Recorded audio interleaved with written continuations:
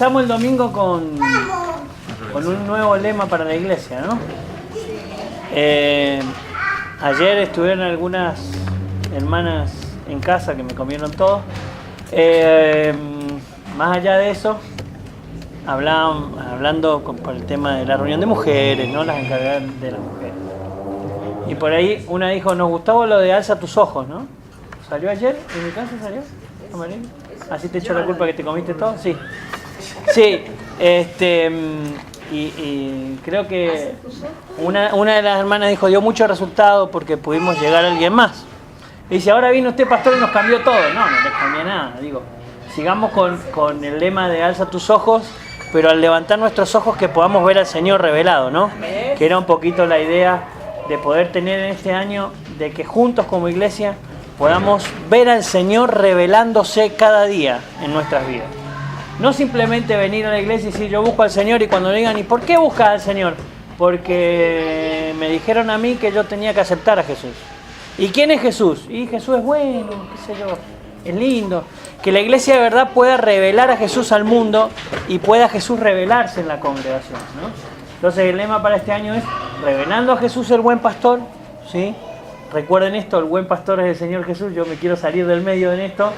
Uno trata de hacer lo mejor posible, el consejo pastoral va a tratar de hacer lo mejor posible, los líderes en cada uno de los grupos va a tratar de hacer lo mejor posible, pero el pastor nuestro se llama el Señor Jesucristo, que es el gran pastor, es el buen pastor, es el que todo conoce de nosotros y el que tiene un plan perfecto para nuestras vidas, ¿no? Entonces qué bueno sería que como iglesia, en cada actividad, en cada momento que nos encontramos, podamos ver a Jesús revelándose, ¿no? Mostrándonos quién es Él.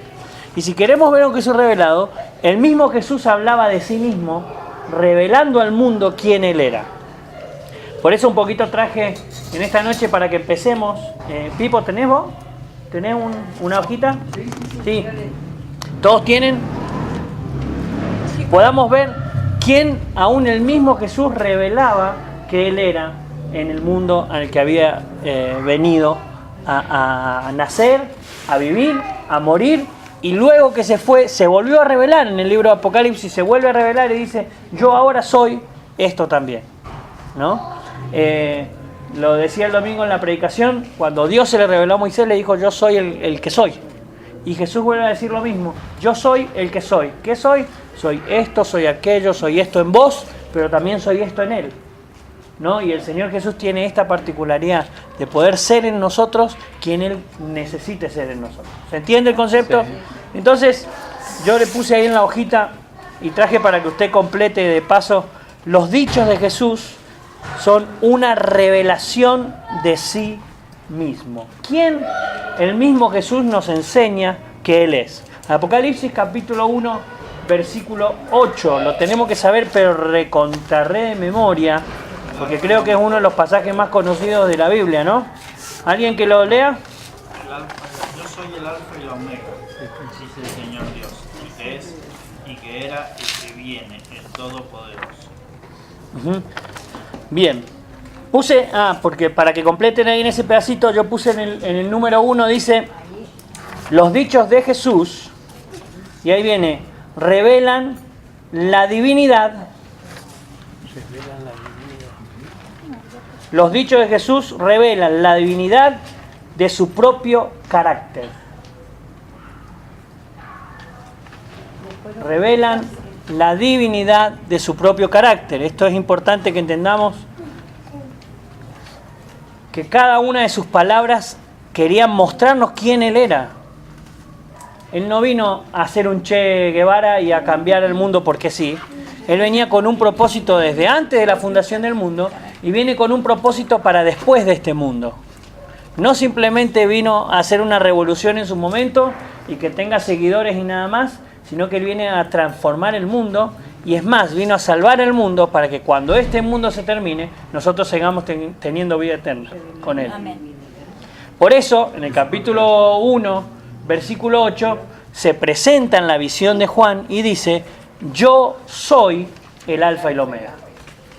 Él dice, yo soy el primero y el último. Yo soy la primera y última letra del abecedario. Yo soy el todo. Entonces, pongan ahí en el puntito A, los dichos, se revela como el primero y el último.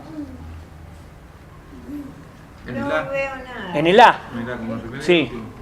Como el primero y el último. Entonces cuando alguien le pregunte, ¿y quién es Jesús para vos? Jesús para mí es el primero y es el último. No hay nada antes de Él, no hay nada después de Él.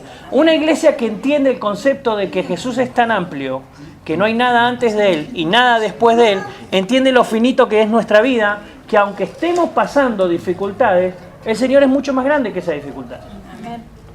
Que aunque estemos pasando enfermedades, el Señor es mucho más grande que mi enfermedad.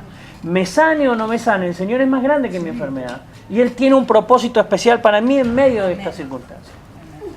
El Señor es mucho más grande y está antes y después que mi buena economía. Entonces, yo creo que esto nos pasa mucho a los hombres. Cuando podemos sostener a nuestra familia, nos creemos que somos los más capos del mundo y hasta empezamos a no necesitar de el hermano, la hermana, el amigo, y empezamos a hacer ciertas cosas con total impunidad, y el Señor sigue diciendo, che, yo soy mucho más grande que todo lo que vos puedas hacer, porque yo soy el primero y yo soy el último. Amén. Es muy interesante en el momento en que se revela, cuando el Señor se estaba presentando en el libro de Apocalipsis, ya había resucitado, ya había ascendido al cielo, y ya estaba siendo presentado frente a los ángeles, y se le estaba siendo revelado a Él mismo, como dije el domingo, el libro de Apocalipsis es la revelación que Dios le da a Jesús mismo. Él estaba siendo revelado y a la vez Él estaba compartiendo con sus siervos que a partir de ahora todo el control está en sus manos. De lo que sea, el control de lo que nos pasa está en sus manos. Aquellos que le hemos dicho a Jesús, Señor, queremos que estés con nosotros, todo lo que nos pasa está en sus manos. Hablaba recién con Claudia, Claudia, y le decía, la oración para la vida de tu hijo, la oración para tu casa es, Señor Jesús, hacete presente. ¿Por qué? Porque Él es primero y último. No hay nada que se escape a Él. Si yo llamo a Jesús a vivir a mi familia, absolutamente nada se puede escapar a lo que Jesús quiere hacer con nosotros. Los que están pidiendo para que sus hijos vuelvan al Señor, no digan, Señor, que Él vuelva a tu camino. Digan, Señor, hacete presente. Porque cuando Él se hace presente, toda rodilla se dobla ante el Señor. ¿Entienden el concepto de este Jesús presentándose a sí mismo diciendo, muchachos, no me quedé en esa cruz, no me quedé en esa tumba, ahora soy primero y último, nada hay después de mí. Jesús tiene el control sobre todas las cosas. Seguida no me mate porque mirá, vos y yo vamos a tener problemas. Bien. ¿Entienden el concepto?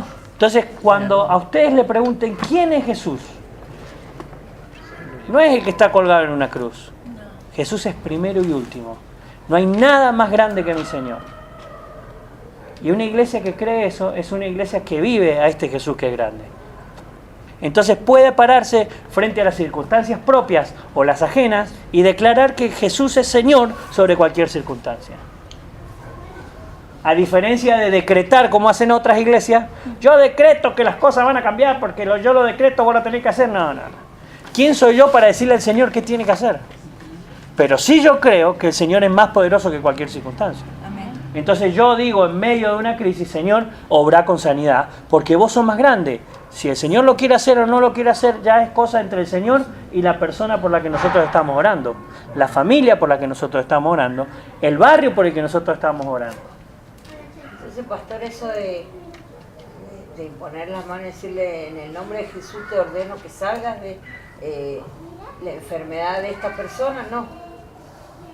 Si el Señor quiere hacerlo, lo va a hacer. Si Él lo quiere hacer, lo va a hacer. Nosotros en el nombre de Jesús podemos echar fuera demonios. Sí. Pero estamos echando fuera demonios. No enfermedades.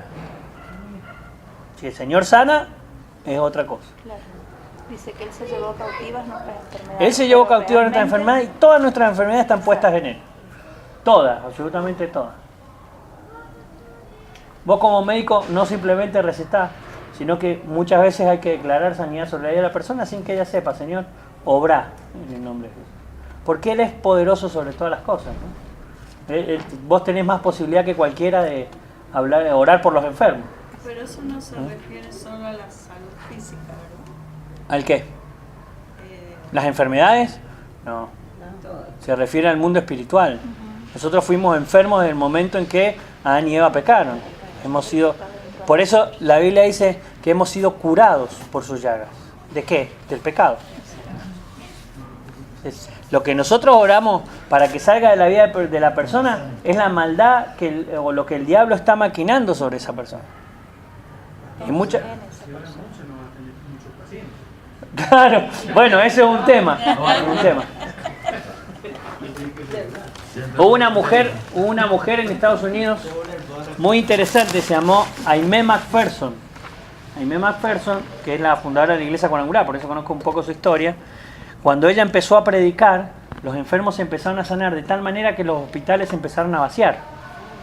Fue un movimiento tremendo que hizo el Señor en ese tiempo, ¿no? Digo, ¿por qué? Por la fe de una mujer que se animaba a orar por los enfermos y a declarar que Dios era un Dios poderoso. Si Dios no lo sana, ya no es problema mío, es problema del Señor.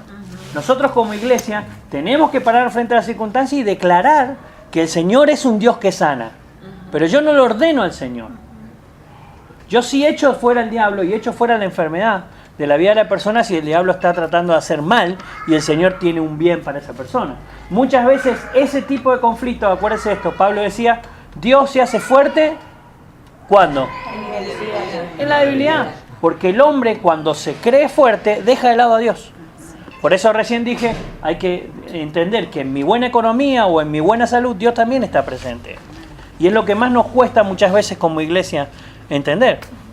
Una vez que nos sanamos, una vez que nos convertimos, una vez que empezamos a predicar, una vez que empieza a llegar gente, muchos de los pastores ya llegan a un nivel que ya ni siquiera pueden hablar con otros pastores, ya creen que son todos poderosos. Entonces ahora hay que decirle papá. Y ellos tienen control sobre la vida de las personas. Y le dicen mi papá tanto, mi papito, mi papito. Y el Padre de los Espíritus es el Señor. Si yo declaro que mi papá espiritual es un hombre, entonces estoy dejando de lado el Padre de los Espíritus, que es el Señor. ¿Entienden el concepto? Entonces nosotros tenemos que crecer como una iglesia entendiendo que no hay nada más grande que el Señor. En nuestras vidas, en nuestra congregación, ni en el mundo. No hay político, no hay capacidad militar, no hay absolutamente nada más grande que nuestro Señor. ¿Por qué? Porque Él mismo reaparece luego de ser puesto en el cielo y dándosele la autoridad en el cielo de que Él es primero y último en todas las cosas. ¿Amén? Amén. Bien. ¿Quieren que sigamos un poquito? El segundo versículo, Apocalipsis capítulo 1, versículo 18. Y el que vivo y estuve muerto, mas he aquí que vivo por los siglos de los siglos. Amén. Y tengo las llaves de la muerte y del Hades.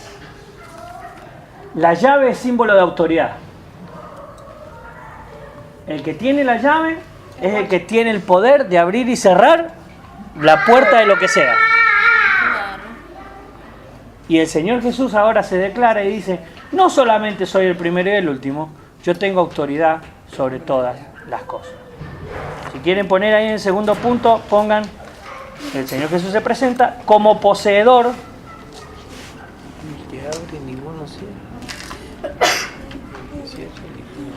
de poder sobre la muerte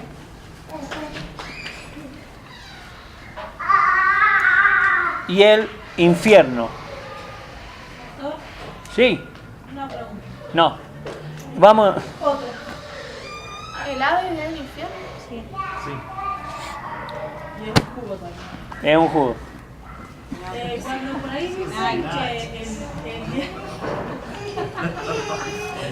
cuando por ahí dicen que el diablo... Permiso. No pasa nada, Lili, que antes ¿No le pasó? No, estoy viendo. Perdón. Perdón. Cuando por ahí dicen esa expresión que ya se suele escuchar mucho, el diablo me quitó mi empresa. Y ese tipo de cosas así. No es del todo correcto eso, porque en realidad el diablo no puede quitar nada si el Señor no se lo permite, ¿es así? O directamente no puede quitar nada. No puedo quitar. No puede quitar. Para mí hay una diferencia Se si ríe. sos hijo o no de Dios. Es lo que el diablo puede hacer. Y No a sos hijo de Job Dios. le quitó. Job era hijo de Dios y el diablo le quitó. El diablo le Por quitó eso. todo. Pero Dios le dio permiso. Pero Dios le dio permiso. Porque Dios se lo permitió. Igual que Pedro, Dios se lo Pero permitió. cuando vos sos hijo del enemigo, el diablo hace lo que quiere. O sea, el que maneja a la persona es el diablo, no el Señor. Sí. Sí. Cuando Él lo permite. Cuando el Señor lo permite. Siempre, cuando Dios permite, permítanme. Tengo a Poli media enfermita. No, pero no. Permítame aclarar esto. Dios tiene autoridad sobre la vida de todos los creyentes porque nosotros le dijimos, Señor Jesús, vení, hacete cargo. Cómo el Señor quiera mostrarnos su grandeza ya es problema del Señor. Muchas veces el Señor permite, como en la vida de Job, que Satanás pueda obrar hasta cierto punto. ¿Sí? Es muy amplio el concepto que vos tiraste. El diablo me quitó mi empresa. Y hay que ver si el tipo sabía de economía, si le pidió al Señor consejo y obró bíblicamente como tiene que manejarse una finanza de una empresa, o se manejó como el mundo maneja la finanza de una empresa. O sea, los conceptos son amplísimos cuando hablamos de cosas tan específicas. ¿Sí? Hay una administración que es una administración bíblica que no tiene absolutamente nada que ver con el mundo. La administración bíblica dice, el 10% de lo que ustedes ganan, entréguenselo al Señor para que el Señor los bendiga mucho más. Y eso en el mundo es totalmente inaceptable. ¿Cómo yo voy a restar para sumar? El mundo dice, si ustedes quieren ser los más grandes, quédense a lo último. El mundo predica que usted siempre tiene que estar primero y siempre tiene que estar arriba. Entonces, ¿qué permitimos que haga el Señor y qué es el diablo? Siempre son conceptos muy grandes de acuerdo a cómo nosotros nos manejemos, ¿no? Pero sí, Dios da, Dios quita, dijo Job, aunque Satanás había obrado para quitar. Dijo, Dios da, Dios quita, bendito sea el nombre de nuestro Señor.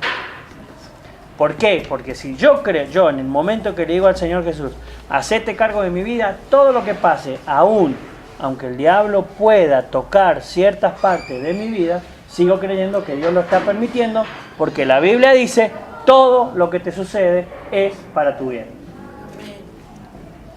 ¿Entienden el concepto?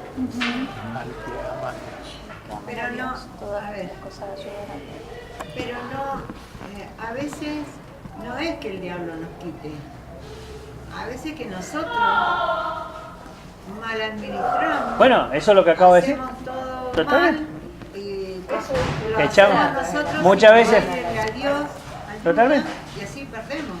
Totalmente. El diablo muchas veces se queda en un rinconcito diciendo, ¿por qué me echan la culpa a mí? Claro. Mirá a estos cristianos echándome la culpa a mí. A la familia esa que en la siguiente la costanera le mata a los dos hijos. Sí. Es una prueba. ¿Es el enemigo o qué es lo que le quita la vida a esos dos hijos, a la familia? No conozco la vida de la familia. La muerte anda rondando. Ninguno de nosotros sabemos qué va a pasar con nosotros dentro de 5 minutos. Cualquiera de nosotros, diría Homero Simpson, tú puedes amanecer muerto mañana, ¿se acuerdan? Suena muy bruto, pero ninguno de nosotros podemos añadir ni siquiera un peldaño, un segundo, un minuto más a nuestra vida. Por eso la Biblia dice, busquen al Señor mientras pueda ser hallado. El Señor, todos los que estamos en este lugar no es casualidad, hoy tenemos que buscar al Señor porque no sabemos qué va a ser de nosotros dentro de 5 minutos. Entonces yo hoy sigo diciéndole, Señor, heme aquí, yo quiero que te hagas presente en mi vida.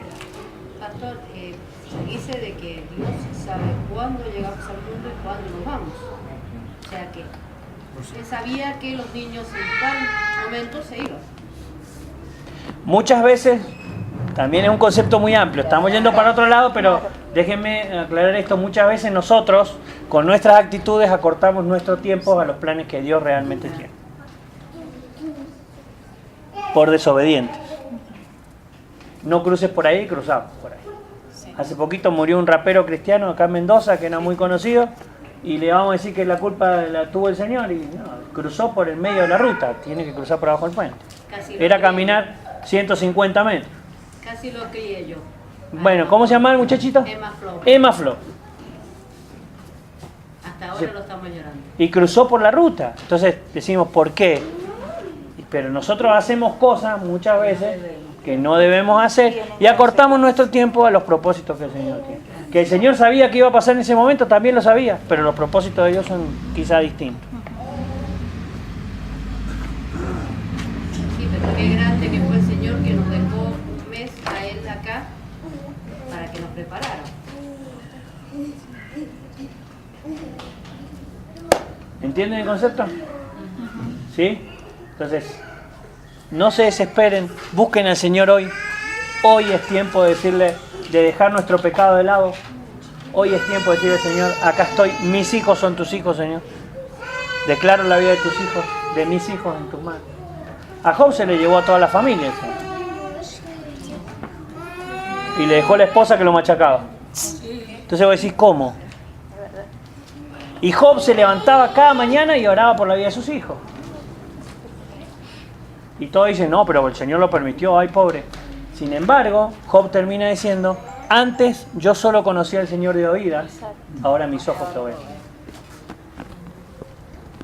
El conocimiento de Dios fue mucho más grande después de la crisis para Job que antes, con toda su espectacularidad, con toda su riqueza y con toda su adoración. En los tiempos de crisis Dios se hace fuerte, iglesia.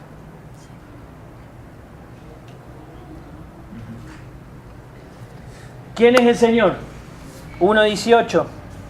Él es el que tiene poder aún sobre el infierno y sobre la muerte.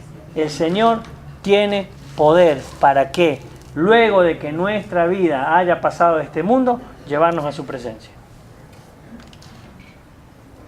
Un día si hablamos de angiología, que es muy lindo, vamos a saber hasta el trabajo que hacen los ángeles para poder llevarnos de este mundo y poder ponernos en el cielo, ¿no? Ahí, acuérdense esto, este mundo, el príncipe de las tinieblas está gobernando este mundo. Y para nosotros poder traspasar eso, tienen que venir los ángeles que tienen poder y dejarnos pasar. ¿Vieron cuando Daniel empieza a orar? Empieza a orar y ayunar, y pasan 21 días, el famoso 21 días ayuno de Daniel que hacemos. Menos mal que no duró 3 años, ¿no? Porque si no, no haría nadie el ayuno de Daniel. 21 días, cuando se presenta el ángel le dice, habíamos salido en el momento en que empezaste a orar, pero el mundo espiritual que rodeaba para que pudiéramos llegar a esto, hizo que nos tuviéramos que volver y traer ángeles más fuertes todavía. Bueno, el Señor tiene poder sobre esa multitud de ángeles ahora. En la época de Daniel no. Todavía no era el tiempo. En este momento el Señor tiene poder sobre todas las cosas. Y no hay potestad diabólica que pueda resistirse a la voz del Señor. Yo escucho ahora que hay un montón de teólogos dando vuelta, teólogos youtuberos, ¿no? Porque escuchan YouTube y ya son todos teólogos. Entonces no hay que decirle Yeshua, hay que decirle Abba, hay que decirle... Yo recuerdo estar en liberación y decirle al diablo en el nombre de Jesús enmudecé y no poder moverse y se quedaba quieto. Y si Satanás responde al nombre de Jesús, ¿quién somos nosotros para decir que no se le dice Jesús? ¿Por qué? Porque el Señor ahora, en este tiempo que nosotros vivimos, el tiempo más precioso, que es el tiempo que no vivió Daniel, que no vivió Isaías, que no vivió ninguno de los profetas mayores o menores del Antiguo Testamento, que no lo vivió Abraham. Nosotros estamos viviendo en el tiempo donde no hay hueste diabólica que pueda someter revelarse a lo que la Iglesia de Cristo impone como visión del Señor para la Iglesia. Si el Señor nos manda a predicar a la villa, pues no hay bala que te alcance. Porque no hay diablo que pueda maquinar algo en contra tuyo. No sé dónde lo contaba, creo que en la reunión del consejo, cuando venían a atacarnos a la iglesia en Virreyes, los que entraban con malas intenciones para hacer daño, porque era un lugar muy pesado, se caían y no podían moverse. Y no es que yo oraba, ¡ay, qué bárbaro el pastor! El Señor tiene control sobre cualquier cosa espiritual que esté en contra de su voluntad. Y ese es el tipo de iglesia que nosotros tenemos que ser. La iglesia que sabe que tiene un Jesús que se hace presente con toda autoridad. Entonces, si viene un borracho a molestar en la hora de la reunión, es cuestión de decirle en el nombre de Jesús te callas y escuchás. No, shh, cállate. ¿No ves que está molestando al pastor? Pero al pastor no le va a molestar, ¿eh? De última le tiré un zapatazo, una Biblia. El miércoles vino pastor el borracho. Hay que dejar. Hay en esa situación específica de que venga el borracho, la vez anterior vino un borracho y entró. Hay que dejarlo el domingo, pues. Se sentó al lado mío. Hay que dejarlo entrar en ese estado de ebriedad. Sí. Es el lugar para que entre. Si no entra a este lugar, ¿dónde va a entrar?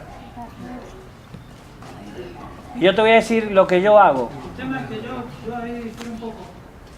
Porque yo creo que en un estado de ebriedad la conciencia no está, o la persona no está consciente de nada, absolutamente nada. Entonces, Dicen que los niños y los borrachos son los que dicen la verdad. si él con toda su ebriedad, el Señor lo trajo a la iglesia, no es para que la iglesia lo rechace. ¿Sabés qué hago yo? Y esto para que no se asusten. Porque yo puedo estar en plena reunión y voy a parar todo, me voy a acercar, lo voy a abrazar. Vamos a orar como iglesia por él.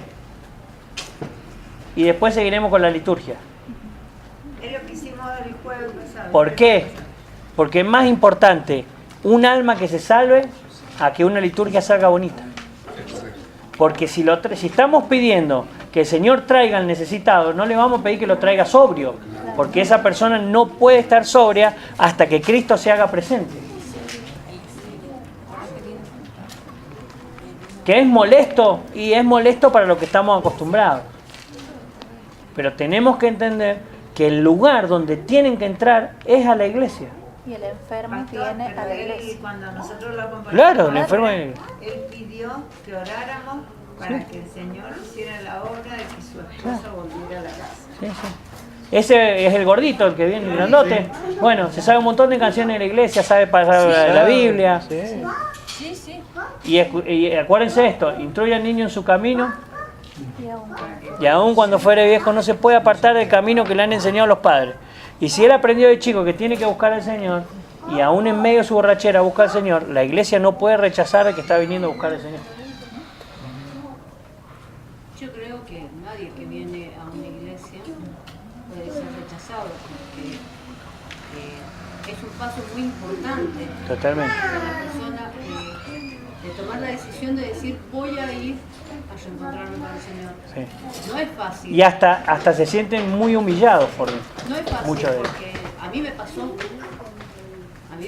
tuve que pasar por un montón de cosas y no me fue fácil y me sentía un sapo de otro pozo cuando pisé la iglesia y sentía que todo el mundo me miraba. Y por momentos quería irme corriendo y por momentos decía no, acá me quedo. Entonces yo creo que esa persona es la que más apoyo necesita en ese momento. Y sobre todo si está enfermo, porque un alcohólico está enfermo.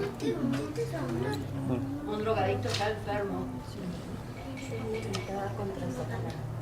Y tienen una enfermedad sobre todo espiritual. Totalmente. Porque esas personas son débiles. Psicológica y espiritualmente, y hay que trabajar las dos cosas, ¿no? Entonces tenemos que orar. Si empiezan a llegar borrachos, tenemos que orar para un ministerio que pueda sacarlos de ese lugar, que no sea un Alcohólicos Anónimos, que sea un Cristo cambia. Un Cristo transforma. La responsabilidad de la iglesia es estar capacitada para ministrar Totalmente. a cada uno de los que llegan. Y muchas veces creo que nos hemos quedado, hay varias iglesias que he recorrido, pero lo que tienden es a juzgar y nada más. Cuando Dios, Jesús, vino a sanar y se ponía en el lugar del otro. La iglesia tiene que empezar a copiar un poquito el modelo de Jesús. ¿Qué pasa si entra una persona que tenga sarna, tenga sida, tenga enfermedades más graves? Porque el alcohol no se contagia. El alcohólico no se contagia. ¿Qué pasa? ¿No se lo va a recibir porque tiene una enfermedad? Se ora por el enfermo y el enfermo sana. Si no, nunca hubieran orado por los leprosos. Che. Yo creo que lo que hay que cortar es la discriminación. el prejuicio. Empezar a mirar al que anda de alpargata y al que anda de mocasín de la misma forma. La iglesia tiene que esperar al que el Señor traiga. Nosotros podemos hacer planes estratégicos para trabajar con el adicto, con el borracho, o para trabajar con empresarios. Pero ninguno es mayor que el otro. Si el Señor los trae a nosotros, pues después el Señor nos va a pedir a nosotros cuenta por no haberle predicado, orado, bendecido. Aproximadamente, para que un drogadicto se quede en una granja de rehabilitación cristiana, pasa entre 8 y 10 veces por una granja, por un hogar. Nosotros tuvimos uno en Buenos Aires y sepa que Yo tengo uno en casa. con dolores de parto, diría Pablo, o sea, la parimos. Y había que trabajar con ellos. Algunos los llevaba y cuando te volvía a buen auto ya habían vuelto más rápido, así como hicieron. Yo tengo uno en casa y es tanta la medicación que le han dado que está peor que una persona discapacitada, pero discapacitada más. Claro. Por eso, iglesia, ¿cuál es nuestra mentalidad? ¿Cuál es nuestra mente? ¿Quién gobierna en el lugar? Si gobierna el Señor, hay autoridad frente a cualquier circunstancia, frente a cualquier inconveniente, y todo el que viene tiene que recibir la autoridad de Cristo. Nosotros tenemos que aprender a dar autoridad de Cristo a la vida de aquellos que vienen. En el nombre de Jesús, te sometes. En el nombre de Jesús, te callás. Hace silencio. En el nombre de Jesús, hace silencio. Es un ejercicio espiritual que como iglesia tenemos que vivir, Es un ejercicio espiritual, que cuando la iglesia va entendiendo cómo se maneja el mundo espiritual y que el Señor es más grande que cualquiera, cuando la iglesia lo tiene claro, pues van a empezar a llegar borrachos y van a arrodillarse frente al altar. Sí, amén. Yo tuve a la barra brava de Tigre completa en la iglesia. Sí. Cuando subieron a primera división. Y algún día les contaré todo lo que he vivido con la barra de Tigre. Hasta hicimos una marcha de no más violencia. Pero ¿cómo empezó todo? Poniendo autoridad en el barrio. Al principio nos balearon la iglesia, me robaron en mi casa, nos amenazaban de muerte, hasta que un día el mundo espiritual se quebró porque tomamos control. Vino el jefe de los jefes, nos metió en la villa y dijo: al pastor no lo toca nadie. Se quebró cualquier autoridad diabólica sobre la vida de la iglesia.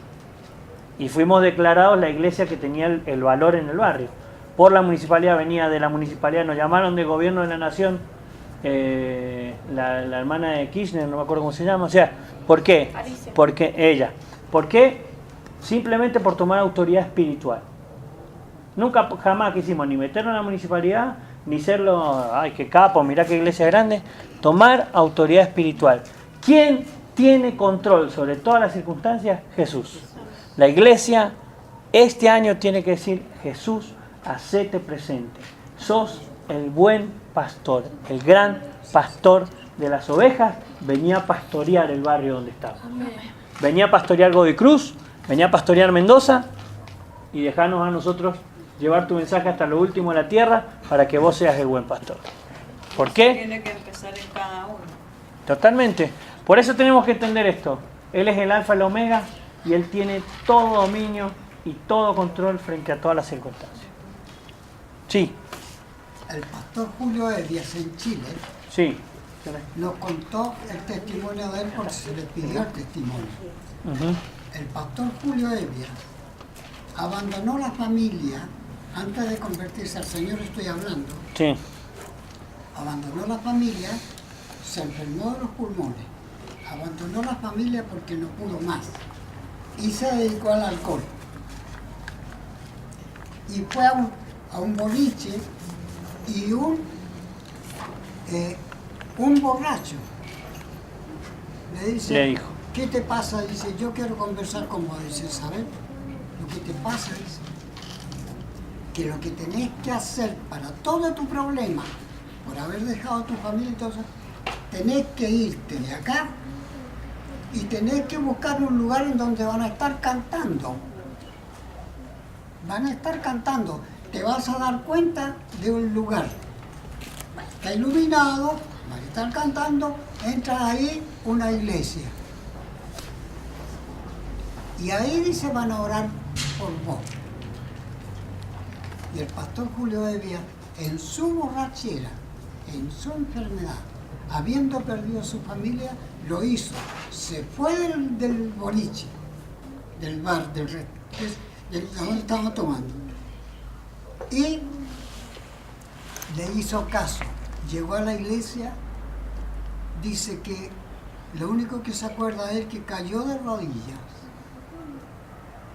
y vinieron a orar por él. El pastor y algunos hermanos vinieron a orar por él. E instantáneamente se le fue la borrachera. Instantánea. Y le predicó otro borracho. ¿Por qué? Todo el que predica al Señor, en la palabra del Señor tiene poder, ¿no? Amén. Y ese otro borracho no sabemos si se convirtió o no, pero... Con el tiempo, instantáneamente se sanó los pulmones. Y fue el pastor Julio Evia. Iglesia, hay una pregunta que a mí me gusta hacer y lo he hecho en muchas iglesias donde fui, es ¿qué clase de iglesia queremos ser? Yo quiero ser la iglesia de Cristo. La iglesia de Cristo recibe a todo el que pase por la puerta. Tendremos que empezar a adquirir las herramientas necesarias para... Acá viene uno que esté fuera del lugar y se nota porque todavía el lugar es chico, entonces se nota mucho más que si lo llevamos a una iglesia grande, a un lugar grande, ¿no?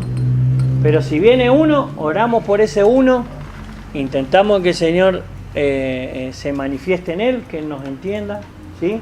¿Por qué? Porque si somos fieles en lo poco, en ese uno, el Señor nos va a poner sobre mucho. Acuérdense que para ganar toda una nación tenemos que ganar a uno. Ustedes y yo tenemos que presentarle a uno el Señor. Si no podemos alcanzar las naciones, no podemos ser una iglesia grande, no podemos ser una iglesia que tenga autoridad en la ciudad si no queremos llegar al necesitado, a ese uno. Entonces, si ese uno entró, por ese uno oramos. Es más importante, lo dije de un principio cuando me junté con los hermanos del consejo, le dije, es mucho más importante el alma de esa persona que cualquier actividad, que cualquier liturgia, que cualquier mensaje completo que nosotros podamos darle al hermano que viene hace 20 años a la iglesia. Que el Señor nos dé la capacidad y las herramientas para poder decirle al que está necesitado, Él es primero y último. No te vas a escapar de Él. Y Él tiene las llaves sobre todas las cosas. No sé cuál es tu problema, pero la llave para abrir la puerta de la bendición sobre tu vida la tiene mi Señor. ¿Por qué? Porque Él mismo lo dice en el libro de Apocalipsis. Yo tengo el control. Ni la muerte nos puede separar de la preciosa presencia de nuestro Señor.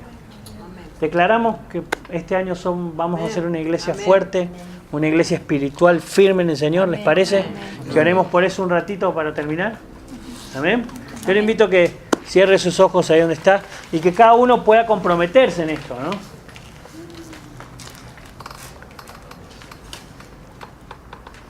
Esta es su oración con el Señor. Yo voy a hacer la oración final, pero que usted mismo pueda decirle al Señor, Señor, yo quiero que te hagas presente en mi vida.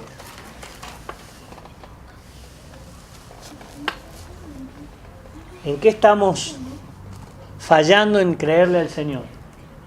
¿Cuáles han sido tus inconvenientes en este 2018 pasado? ¿Cómo has empezado este 2019? ¿Cómo querés estar en tu familia, con tu profesión, como iglesia?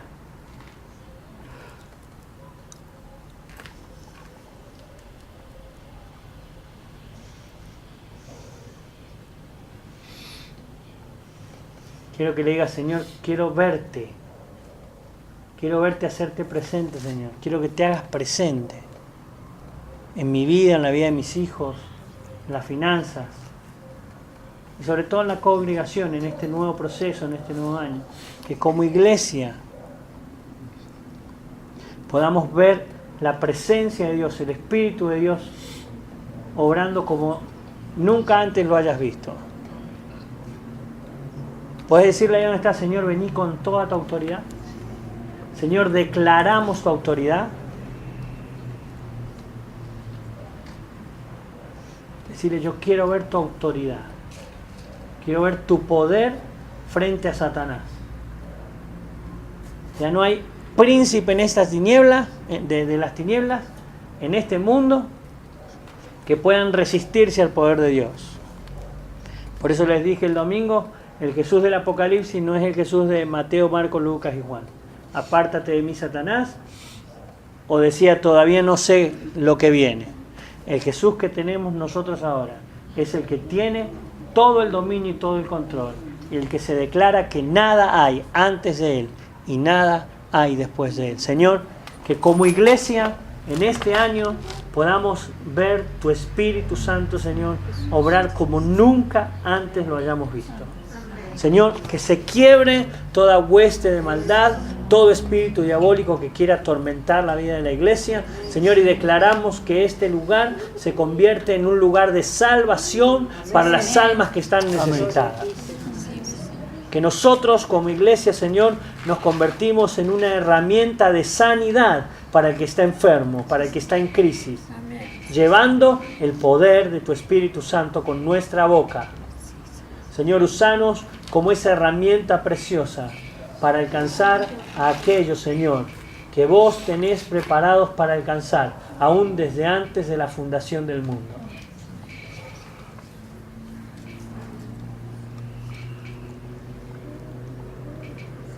Y danos, Señor, la capacidad y las herramientas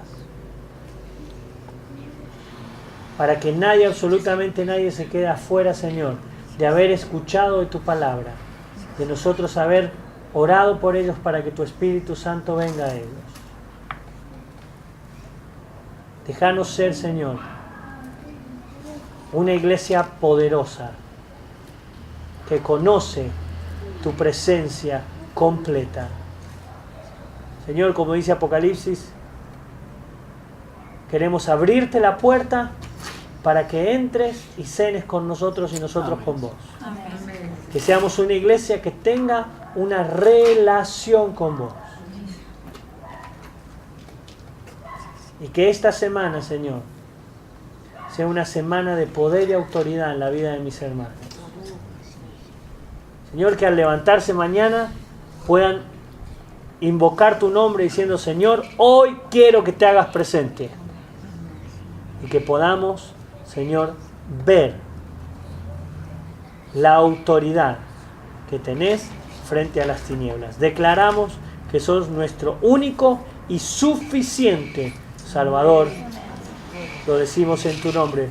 Amén y amén. Gloria a Dios para siempre.